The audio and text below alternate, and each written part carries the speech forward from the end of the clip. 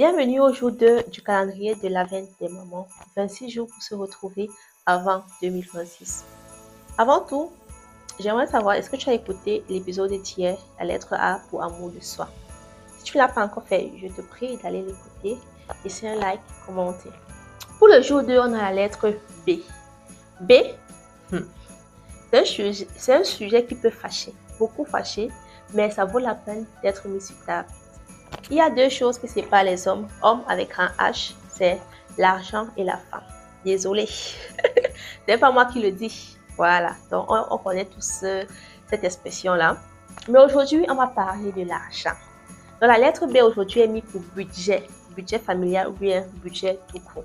L'objectif de cette vidéo n'est pas de te dire comment est-ce que tu dois budgétiser ton argent ou bien comment est-ce que vous devez gérer l'argent en couple avec monsieur.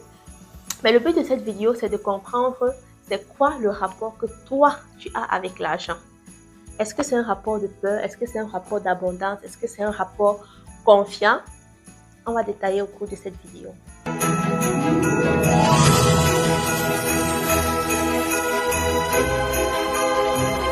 Tu sais, l'argent peut te rendre fou. L'argent peut te rendre anxieux. L'argent peut jouer sur ton comportement, sur ta façon d'agir.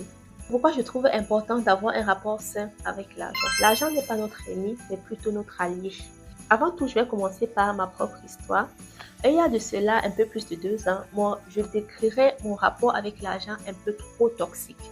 Pourquoi je dirais toxique? C'est-à-dire quoi? À chaque fin du mois, je stressais, je paniquais. Donc, je n'avais même pas le courage d'ouvrir mon compte et regarder ce qui se passe à l'intérieur parce que j'avais peur que non, si le loyer va passer, je ne vais pas pouvoir, il n'y aura pas assez d'argent pour faire telle chose ou bien, si je dois aller faire les courses, je dois calculer, oui, il me reste combien et tout et tout. Donc, vous voyez que c'était un rapport tellement toxique et anxieux qui me mettait souvent très mal à l'aise à partir du 15 du mois. Donc, et moi, sincèrement, je n'adorais pas être dans cette posture-là.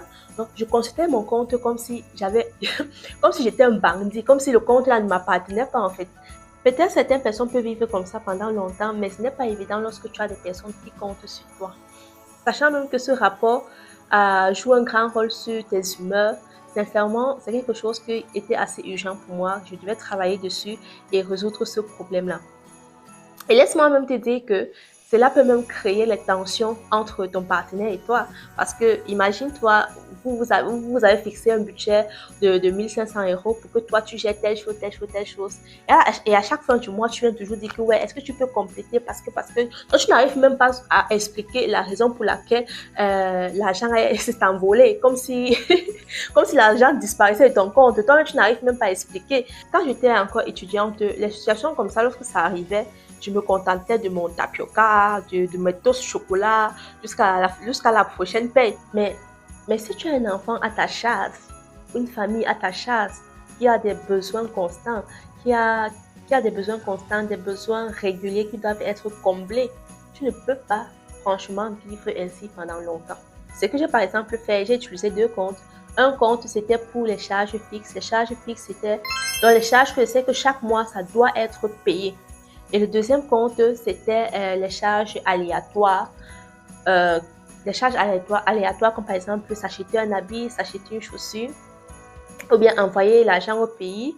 Bon, jusqu'à là encore, le rapport était beaucoup mieux parce que les charges fixes étaient résolues. Donc, je savais que non, à la fin du mois, les charges fixes là sont... il y a l'argent fourni dans un compte réservé uniquement pour cela et ça me permettait d'être apaisée, d'être tranquille par rapport à ça. Et je me suis rendu compte que le fait de mélanger toutes les dépenses aléatoires dans un même compte était également une erreur. Parce que, par exemple, imagine-toi, tu as une tata qui t'appelle et dit que, oh, il y a mon fils là qui est tombé malade ou bien qui a eu tel problème à l'école. On demande 20 000 francs pour faire telle chose. 20 000 francs, c'est quoi? 30 €. Et là, tu vas dans ton compte aléatoire, des dépenses aléatoires, il y a l'argent à l'intérieur. Mais tu ne te poses pas la question à savoir que, oui, nous sommes le 10 du mois, donc ça veut dire qu'on a encore 3 semaines qu'on doit manger. Il y a des besoins primordiaux qui viennent encore. Là, tu te dis que tu as l'argent et tu envoies vite fait 1-2 fois, tu te rends compte qu'à la fin du mois, en fait, tu n'avais pas l'argent. Donc, cet argent qui était dans ton compte aléatoire, c'était déjà prévu. était supposé être prévu pour autre chose. Pour maintenant pallier à ce problème-là, j'ai décidé que je vais réadapter cette méthode-là un peu plus détaillée pour l'année 2026. Et en causant avec une amie, une connaissance, elle m'a fait comprendre que ces méthodes-là fonctionnent très bien pour elle et qu'elle me conseille de suivre cette méthode. La méthode-là consiste à faire quoi? C'est de séparer les comptes par budget en fonction des catégories. Oui. Donc, chaque compte aura un besoin précis pour cela. Oui, ça fait que tu auras plusieurs comptes, mais je pense que ça vaut la peine pour certaines personnes qui ne peuvent pas être assez assidues comme moi. Vous voyez un peu. Donc, les catégories que j'ai nommées, c'est les suivantes. Épargne non touchable, donc pour ta sécurité au cas où tu perds ton boulot par exemple. Épargne touchable, charge fixe, soins maison, par exemple de l'huile, du savon et tout. Pour les enfants, les couches, l'huile également, manger à la cantine. Aide financière famille, donc pour ceux qui envoient l'argent au Cameroun de temps en temps. Bien-être personnel, bien sûr, l'amour de soi. Ça commence d'abord par soi, voilà. Donc, ton bien-être personnel, combien est-ce que tu as besoin pour te faire plaisir par mois? C'est à toi de définir cela. Habits et chaussures, oui, les habits et chaussures, donc pour les enfants, pour monsieur, pour toi-même. Investissement, projet personnel. Si tu as par exemple une marque ou bien un projet personnel que tu fais, pour mon cas, c'est Vidaï, une marque de bijoux. Voilà.